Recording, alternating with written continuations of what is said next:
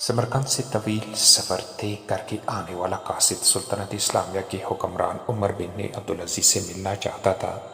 اس کے پاس ایک خط تھا جس میں غیر مسلم پادری نے مسلمان سپہسالار قتیبہ بن مسلم کی شکایت کی تھی۔ پادری نے لکھا، ہم نے سنا تھا کہ مسلمان جنگ اور حملے سے پہلے قبول اسلام کی دعوت دیتے ہیں۔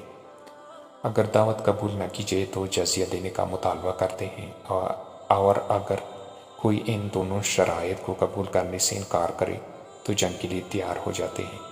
مگر ہمارے ساتھ ایسا نہیں کیا گیا اور ہم پر راتوں رات اچانک حملہ کر کے ہمیں مفتوح کر لیا گیا ہے۔ یہ خط سمرقند کے سب سے بڑے پادری نے سلطنت اسلامیہ کے فرمان روا عمر بن عبدالعزیز کے نام لکھا تھا۔ دمشق کے لوگوں سے شاہنشاہ وقت کی قیامگاہ کا معلوم کرتے کرتے وہ قاصد ایک ایسے گھر جا پہنچا کہ جو انتہائی معمولی اور خستہ حالت میں تھا۔ ایک شخص دیوار سے لگی سیڑھیوں پر چڑھ کر چھت کی لپائی کر رہا تھا اور نیچے کھڑی ایک عورت گارا اٹھا کر اسے دے رہی تھی۔ جس راستے سے آیا تھا واپس اسی راستے سے ان لوگوں کے پاس جا پہنچا جنہوں نے اسے راستہ بتایا تھا۔ اس نے لوگوں سے کہا، میں نے تم سے اسلامی سلطنت کے بادشاہ کا پتہ پوچھا تھا، نہ کہ اس مفلوک الحال شخص کا جس کے گھر کی چھت بھی ٹوٹی ہوئی ہے۔ لوگوں نے کہا، ہم نے تجھے پتہ ٹھیک ہی بتایا تھا، وہی حاکم وقت عمر بن عبدالعزیز کا گھر ہے۔ قاصد پر مایوسی چھا گئی اور بے دلی سے دوبارہ اسی گھر پر جا کر دستک دی۔ جو شخص کچھ دیر پہلے تک لپائی کر رہا تھا وہی اندر سے نمودار ہوا۔ قاصد نے اپنا تعارف کرایا اور خط عمر بن عبدالعزیز کو دے دیا۔ عمر بن عبدالعزیز نے خط پڑھ کر اسی خط کی پشت پر لکھا، عمر بن عبدالعزیز کی طرف سے سمرقند میں تعینات اپنے عامل کے نام ایک قاضی کا تقرر کرو جو پادری کی شکایت سن لے۔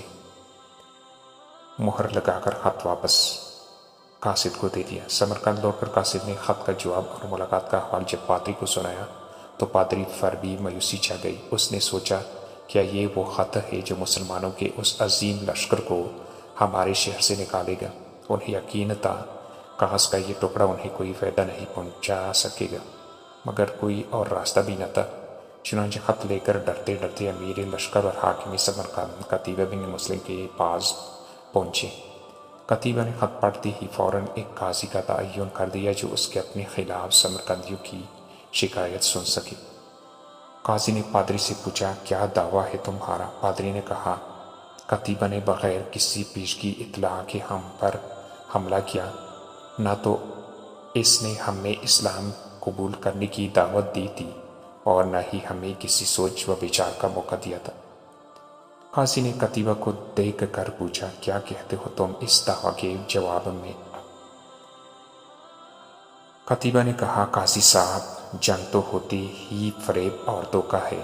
سمرقند ایک عظیم ملک تھا، اس کے قرب و جوار کے کمتر ملکوں نے نہ تو ہماری کسی دعوت کو مان کر اسلام قبول کیا تھا اور نہ ہی جزیہ دینے پر تیار ہوئے تھے، بلکہ ہمارے مقابلے میں جنگ کو ترجیح دی تھی۔ سمرقند کی زمینیں تو اور بھی سرسبز و شاداب اور زر آور تھیں۔ ہمیں پورا یقین تھا کہ یہ لوگ بھی لڑنے کو ہی ترجیح دیں گے۔ ہم نے موقع سے فائدہ اٹھایا اور سمرقند پر قبضہ کر لیا۔ قاضی نے قتیبہ کی بات کو نظر انداز کرتے ہوئے دوبارہ پوچھا، قتیبہ، میری بات کا جواب دو، تم نے ان لوگوں کو اسلام قبول کرنے کی دعوت، جزیہ یا پھر جنگ کی خبر دی تھی؟ قتیبہ نے کہا، نہیں قاضی صاحب، میں نے جس طرح پہلے ہی عرض کر دیا ہے کہ ہم نے موقع سے فائدہ اٹھایا تھا۔ قاضی نے کہا، میں دیکھ رہا ہوں کہ تم اپنی غلطیوں کا اقرار کر رہے ہو، اس کے بعد تو عدالت کا کوئی اور کام رہ ہی نہیں جاتا۔ اللہ نے اس دین کو فتح اور عظمت تو دی ہی عدل و انصاف کی وجہ سے ہے، نہ کہ دھوکہ دہی اور موقع پرستی سے۔ میری عدالت یہ فیصلہ سناتی ہے کہ تمام مسلمان فوجی اور ان کے عہدیداران بمائے اپنی بیوی بچوں کے اپنی ہر قسم کی املاک اور مال غنیمت چھوڑ کر سمرقند کی حدوں سے باہر نکل جائیں اور سمرقند میں کوئی مسلمان باقی نہ رہنے پائے۔ اگر ادھر دوبارہ آنا بھی ہو تو بغیر کسی پیشگی اطلاع و دعوت کے اور 3 دن کی سوچ و بچار کی مہلت دیے بغیر نہ آیا جائے۔ پادری جو کچھ دیکھ اور سن رہا تھا وہ ناقابل یقین تھا۔